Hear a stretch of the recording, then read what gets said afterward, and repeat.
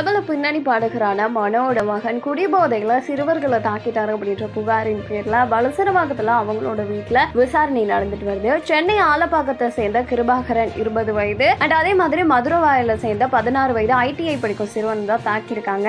இரவு பயிற்சி முடிச்சுட்டு வலசரவாக்கம் ஸ்ரீதேவி அருகில இருக்கக்கூடிய உணவகத்துக்கு 2 பேர் வந்திருக்காங்க. அங்கேதான் மனோ அப்புறமா அவங்க உட்பட 5 பேர் கொண்ட கும்பல் வந்து நின்றுட்டு இருந்திருக்காங்க. இவங்க கிட்ட பேச்சு கொடுத்து வாக்குவாதம் முத்தி போனதுக்கு அப்புறமா தான் 2 பேரையும் போட்டு கடுமையா தாக்கியிருக்காங்க. முட்டி போட வச்சு உருட்டு கட்டையாலெல்லாம் அடிச்சிருக்காங்க. அண்ட் ரொம்பவே வந்து காயமடைஞ்சிருந்த சிறுவனும் கிருபாகரனும் மருத்துவமனையில சிகிச்சைக்காக சேர்க்கப்பட்டிருக்காங்க. அப்புறமா போயிட்டு போலீஸ்ல கம்ப்ளைண்ட் கொடுத்து விசாரிக்கும் போதுதான் பின்னணி பாடகர் மனோவோட மகன் ரக்மி மனோ வந்துட்டு இதுல சம்மந்தப்பட்டிருக்காரு அப்படின்ற மாதிரி தகவல் வந்து வெளியாகி இப்போ விசாரணை நடந்துட்டு வருது.